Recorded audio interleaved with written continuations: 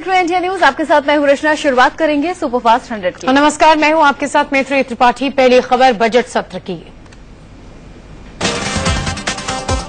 संसद का बजट सत्र आज से शुरू हो रहा है। मोदी सरकार का यह पहला बजट है। बजट सत्र के हंगामेदार होने के आसार हैं। एक महीने से ज्यादा चलने वाले इस सेशन में महंगाई का मुद्दा जोर शोर से उठाए जाने की संभावना है। बजट सत्र में मोदी सरकार को घेरने के लिए विपक्ष ने कई मुद्दों को उठाने का मन बनाया है। इनमें सुप्रीम कोर्ट के न्यायाधीश के तौर पर पूर्व सॉलिसिटर जनरल गोपाल सुब्रमण्यम का नाम ठुकराया जाना शामिल है। इसके अलावा केंद्रीय राज्य मंत्री निहाल चंद पर बलात्कार के आरोप का मुद्दा भी उठाया जा सकता है।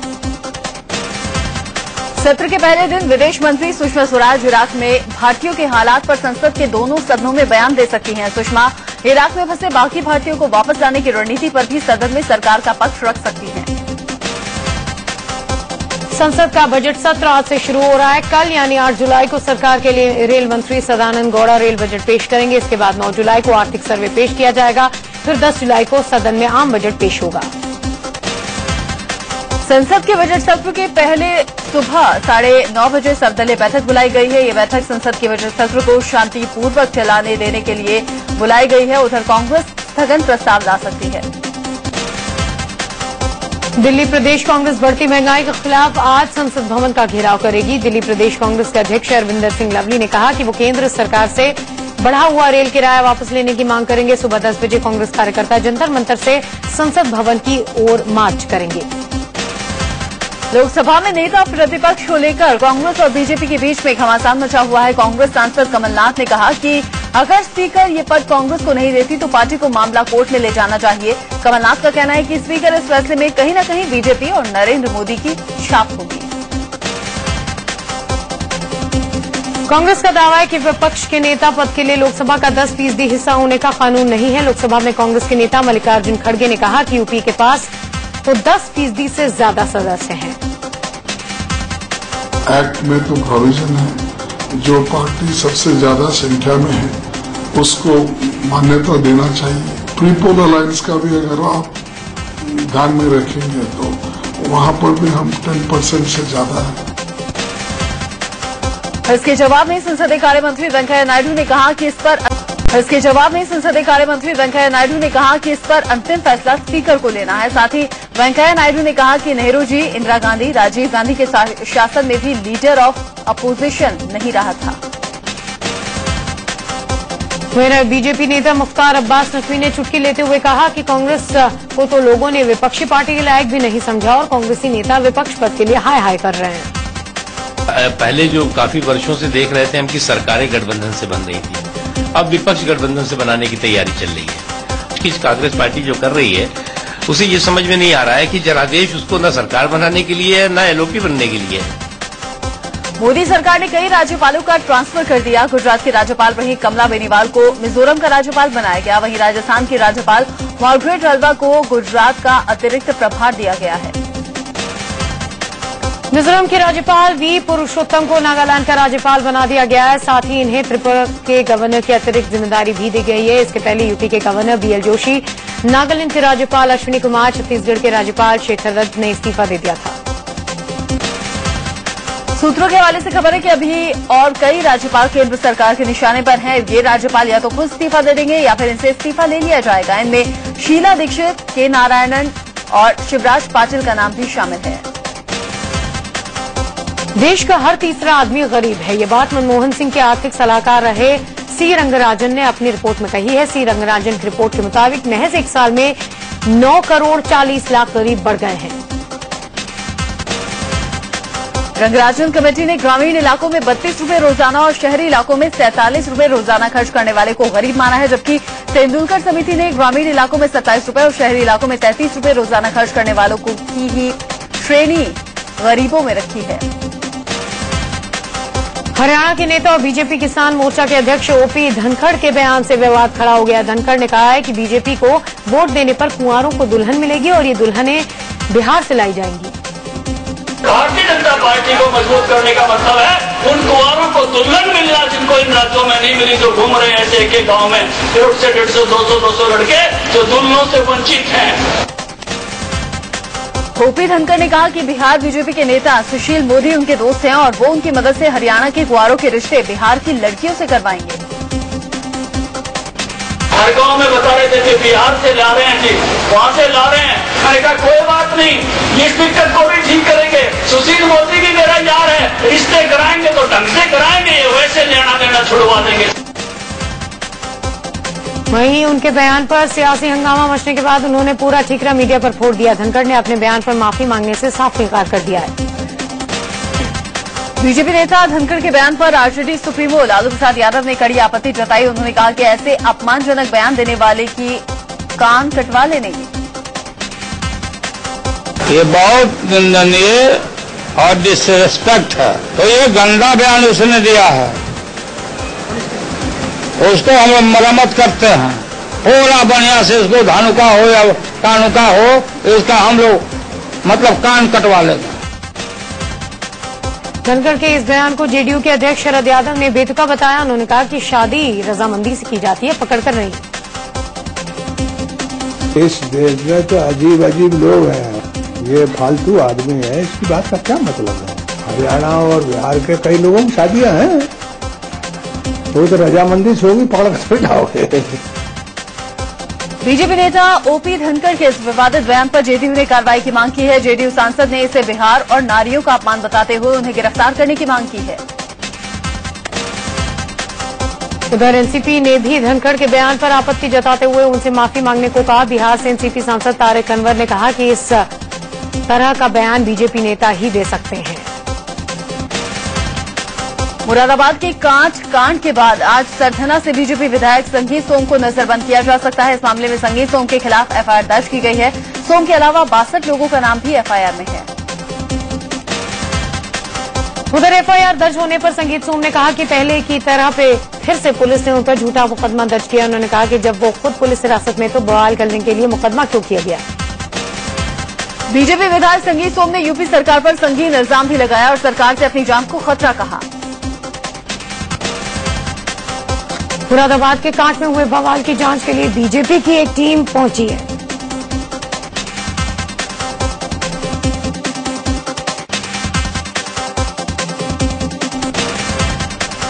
बीजेपी की इस जांच कमेटी में विधायक सुरेश खन्ना, सुरेश राणा, मुकेश सिंह चौहान, धर्मपाल सिंह और अरुण सक्सेना शामिल हैं। बीजेपी विधायकों की टीम ने मुरादाबाद जेल जाकर बीजेपी कार्यकर्ताओं से मुलाकात की थी। बवाल के चलते जेल में बंद किए गए कार्यकर्ताओं से मुलाकात के बाद बीजेपी नेताओं का प्रतिनिधिमंडल यूपी सरकार पर जमकर बरसा। महापंचायत को लेकर शुक्रवार को हुए बवाल के बाद मुरादाबाद में हालात धीरे धीरे सामान्य हो रहे हैं। चप्पे चप्पे पर पुलिस की तैनाती की गई है। गंगा नदी की सफाई को लेकर आज दिल्ली में गंगा मंथन होगा। इस मंथन में जल संसाधन मंत्री उमा भारती की मौजूदगी में गोमुख से गंगा सागर तक गंगा नदी को अविरल निर्मल करने के लिए योजना बनेगी।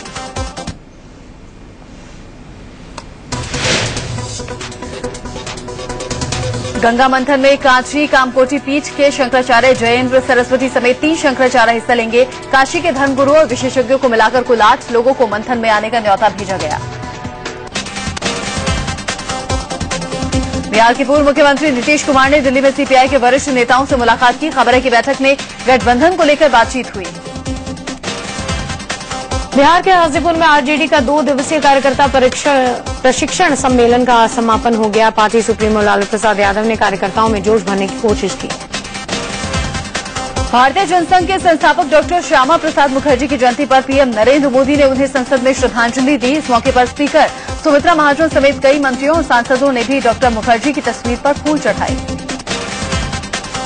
वहीं बीजेपी दफ्तर में भी डॉक्टर श्यामा प्रसाद मुखर्जी को श्रद्धांजलि दी गई। लालकृष्ण आडवाणी, पार्टी अध्यक्ष और गृह मंत्री राजनाथ सिंह समेत कई नेताओं ने डॉक्टर मुखर्जी की तस्वीर पर माल्यार्पण कर उन्हें याद किया। डॉक्टर श्यामा प्रसाद मुखर्जी की जयंती के मौके पर बीजेपी ने ऑनलाइन सदस्यता अभियान की शुरुआत भी की। पार्टी के वरिष्ठ नेता लालकृष्ण आडवाणी ने इस अभियान का उद्घाटन किया। इस मौके पर पार्टी अध्यक्ष राजनाथ सिंह भी मौजूद थे। बीजेपी के ऑनलाइन सदस्यता अभियान के पहले दिन सिंगर शिवानी कश्यप भी सदस्य बनी। इस दौरान वो बीजेपी दफ्तर में मौजूद थी। इस मौके पर शिवानी को लालकृष्ण आडवाणी ने आशीर्वाद दिया। हरियाणा में सिखों के लिए अलग शिरोमणि गुरुद्वारा प्रबंधन कमेटी होगी। कैथल जनसभा में मुख्यमंत्री भूपेंद्र सिंह हुड्डा ने कहा कि कानून बनाकर अलग एसजीपीसी का गठन किया जाएगा। इसके लिए 11 जुलाई को विधानसभा का विशेष सत्र बुलाया गया है। वहीं हरियाणा के सीएम भूपेंद्र सिंह हुड्डा के ऐलान के बाद पंजाब के मुख्यमंत्री प्रकाश सिंह बादल ने कहा कि कांग्रेस माहौल बिगाड़ने की कोशिश कर रही है।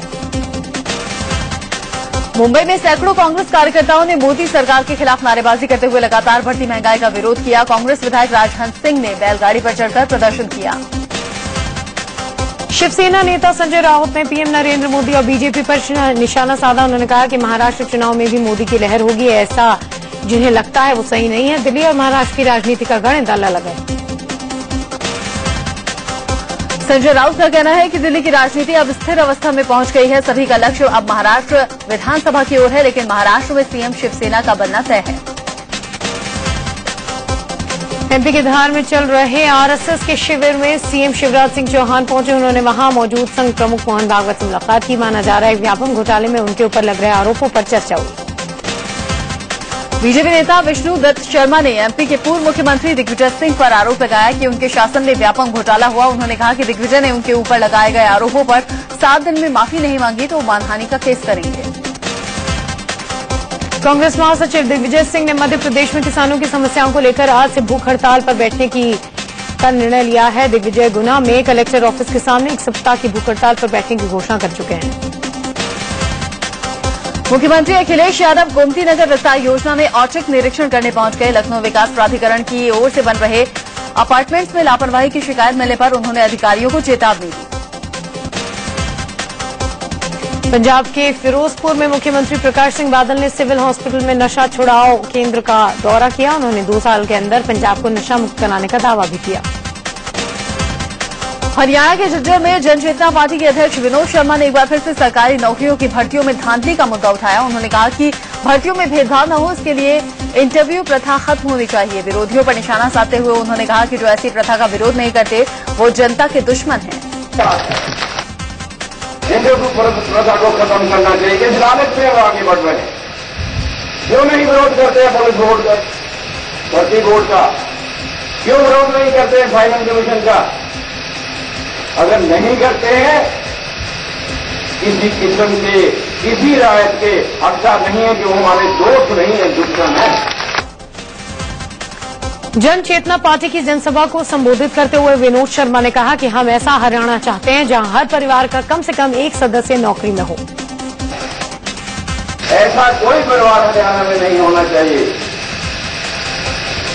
ये मेरा मानना है, आज से नहीं, शुरू से कह रहा हूं, जिसमें कम से कम एक नौकरी, एक सरकारी नौकरी एक परिवार में हो। ऐसा कोई परिवार छूटा नहीं होना। जन चेतना पार्टी के अध्यक्ष विनोद शर्मा ने कहा कि सिर्फ सत्ता हासिल करना उनका मकसद नहीं है, लेकिन अगर जनता उन्हें सत्ता तक पहुंचाती है तो वो राज्य की समस्याओं के निजात दिलाने का संकल्प करते हैं। के जरिए सत्ता प्राप्त करना ही मेरा ध्येय नहीं है, लेकिन अगर राजनीतिक सत्ता मेरे पास हो तो ये जितनी कमियां हैं उन कमियों को दूर करने का मैं संकल्प करता हूं। हनीवर्ल्ड डॉन दाऊद इब्राहिम की बड़ी बहन हसीना पारकर की मौत हो गई है। दिल का दौरा पड़ने के बाद उसे मुंबई के हबीब अस्पताल में भर्ती कराया गया था, जहां उसने आखिरी सांस ली। हसीना दक्षिण मुंबई के नागपाड़ा इलाके में रहती थी। हसीना पारकर भी सुर्खियों में रहा करती थी और उस पर वसूली करने के आरोप भी लगे थे। गवरी गिरोह ने जब उसके पति की हत्या कर दी थी तो हसीना पारकर ने खूब बवाल मचाया था।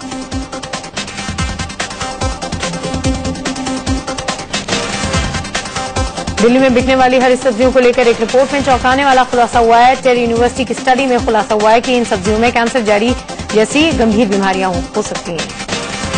इंडिया न्यूज की टीम ने दिल्ली में बेची जा रही जहरीली सब्जियों को लेकर कई इलाकों का जायजा किया। दिल्ली के कालिंदी कुंज इलाके में यमुना के गंदे पानी से धड़ल्ले से सब्जियां उगाई जा रही हैं। दिल्ली में प्याज के भाव ने एक बार फिर पब्लिक के आंसू निकाल दिए हैं। दूसरे राज्यों से कम आवक के चलते प्याज के दाम में भारी उछाल आया है। दिल्ली के बाजारों में प्याज 35 से 40 रुपए प्रति किलो बिक रहा है। कुछ ही दिन पहले ये भाव 20 से 24 रुपए का था। दिल्ली के थोक बाजार में प्याज के भाव 15 से 25 रुपए के बीच हैं, जो कुछ दिनों पहले 10 से 15 थे। इराक से भारतीयों की वापसी लगातार जारी है। आज सुबह करीब 200 भारतीय वतन लौटे, जबकि 400 और भारतीयों की वापसी हो सकती है आज। यूपी में आज भी हंगामा होने के आसार है। अखिलेश सरकार की नीतियों के खिलाफ आज बीएसपी और बीजेपी महिला मोर्चा हल्ला बोल करेंगी। तमिलनाडु के तिरुवल्लुर में बड़ा हादसा हुआ है, जहां पर एक कंपाउंड की दीवार गिरने से 11 लोगों की मौत हो गई। एक शख्स को सुरक्षित मलबे से निकाल लिया गया। हादसे में मारे गए सभी लोग कंपाउंड की एक दीवार का सहारा लेकर झोपड़ी बनाकर रहते थे। सभी मजदूर एक पास की कंस्ट्रक्शन कंपनी में काम करते थे। चेन्नई के पेरूर में हुए इमारत हादसे में जांच के लिए तमिलनाडु सरकार ने एसआईटी का गठन किया है। 3 जून को निर्माणाधीन इमारत गिर गई थी, जिसमें 61 लोगों की मौत हुई थी। गीतकार जावेद अख्तर को फोन पर धमकी दिए जाने का मामला सामने आया है। इस बाबत उन्होंने मुंबई के जुहू थाने में शिकायत दर्ज की है। आतंकी संगठन लश्कर-ए-तैयबा पाकिस्तान में अपने नए सदस्यों को ट्रेनिंग के तहत कसाब क्लास का आयोजन कर रहा है, जिसमें आतंकियों को समझाया जाता है कि वो मुंबई हमले के दौरान जिंदा पकड़े गए आतंकी अजमल कसाब की गलतियों को नहीं दोहराएं। कसाब की जिन गलतियों के बारे में बताया जाता है उसमें नौका नष्ट करने में नाकामी, सैटेलाइट फोन से असली पहचान के साथ बातचीत की बातें शामिल हैं। इंडियन मुजाहिदीन के सरगना यासीन भटकल ने साल 2011 में हुए मुंबई ब्लास्ट पर गर्व जताया है। 13 जुलाई 2011 को मुंबई के झावेरी बाजार, ओपेरा हाउस और कबूतर खाने में विस्फोटक की साजिश यासीन भटकल ने की थी। वाराणसी में शंकराचार्य समर्थकों ने उस स्थान का शुद्धिकरण किया जहां पर साईं भक्तों ने शंकराचार्य का पुतला फूंका था। महाराष्ट्र के सतारा में सरकार ने 120 सरकारी डॉक्टरों को सस्पेंड कर दिया है। सूबे के 37 सरकारी हॉस्पिटलों के 12,000 डॉक्टर 1 जुलाई से मुंबई के आजाद मैदान में आंदोलन कर रहे हैं। वहीं मुख्यमंत्री पृथ्वीराज चव्हाण ने हड़ताली डॉक्टरों से अपील की है कि वो हड़ताल बंद कर काम पर लौट जाएं। वहीं सरकार ने हड़ताली डॉक्टर्स पर केस दर्ज करने का भी ऐलान कर दिया है। वहीं हर दिन 6,000 सर्जरी कैंसिल हो रही हैं। दरअसल इनकी सरकार से मांग है कि 789 बीएमएमएस और 32 बीडीएस डॉक्टरों को परमानेंट किया जाए। वहीं नागपुर में भी डॉक्टर्स ने काम बंद रखा। हड़ताली डॉक्टर्स ने कहा कि उनके काम के घंटे फिक्स किए जाएं। 25 साल की महिला वकील पल्लवी पुर्तकास मर्डर मामले में आज सजा का ऐलान हो सकता है। सुप्रीम कोर्ट शरीयत कोड को लेकर आज अहम फैसला सुना सकता है। दिल्ली के वकील विश्लोचन मदान की याचिका पर अदालत ये फैसला सुनाएगी। दिल्ली के सराय काले खान इलाके में तेज रफ्तार ट्रक ने 2 लड़कों को कुचल दिया, जिससे उनकी मौत हो गई। दिल्ली के भजनपुरा इलाके में बेखौफ बदमाशों ने एक सर्राफा व्यापारी से 60 लाख रुपए लूट लिए। मनोज नाम के व्यापारी अपनी दुकान बंद करके घर जाने की तैयारी में थे। उसी वक्त बाइक पर सवार 2 बदमाशों ने उन्हें पिस्तौल का डर दिखाकर लूट लिया। दिल्ली के जामिया नगर इलाके में एक बच्चे की लाश संदूक के अंदर मिलने से सनसनी फैल गई। अरहम के पिता समीर ने मामले में गुमशुदगी की रिपोर्ट जामिया नगर थाने में दर्ज करवाई। इस बीच समीर के पास 10 लाख की फिरौती के लिए फोन आया। आरोपी रियाज ने पुलिस को सैलून के मालिक रिजवान का नंबर दिया, जिससे फिरौती के लिए फोन किया गया था। साथ ही उसने खुलासा किया कि अरहम की हत्या उसी की लाश के सैलून के अंदर संदूक में रखा गया। पुलिस ने लाश को कब्जे में लेकर आगे की कार्रवाई शुरू कर दी है। दिल्ली के अशोकनगर में एक कमरे के अंदर महिला की लाश मिलने से हफरा तफरी मच गई। मध्य प्रदेश के शाजापुर में 20 किलोमीटर दूर करोला में एक बच्चा 100 फीट गहरे बोरवेल के अंदर गिर गया। बच्चे की आवाज सुनकर आसपास के लोगों को पता चला। आनंद में प्रशासन को इसकी जानकारी दी गई। प्रशासन पर यह दबाव बना और वो मौके पर पहुंचा और बचाव काम शुरू कर दिया गया। लोगों ने बताया कि बच्चा खेत में अपने दोस्त के साथ खेल रहा था कि अचानक बोरवेल में गिर गया। बच्चे को निकालने के लिए जेसीबी मशीन से खुदाई का काम चल रहा है। एमपी के सागर में तालूझील इलाके में एक बम मिलने से हड़कंप मच गया। यह बम उस वक्त मिला जब एक किसान अपने खेत में फसल की देखरेख कर रहा था। एमपी के सागर में आबकारी विभाग ने एक्सपायरी डेट वाले करीब 40 लाख की शराब को नष्ट किया। मध्य प्रदेश के सिवनी में हॉस्टल का खाना खाने से 23 बच्चे बीमार पड़ गए। दिल्ली से सटे गाजियाबाद में स्कूलों में फीस बढ़ोतरी के खिलाफ लोगों ने कैंडल मार्च निकाला।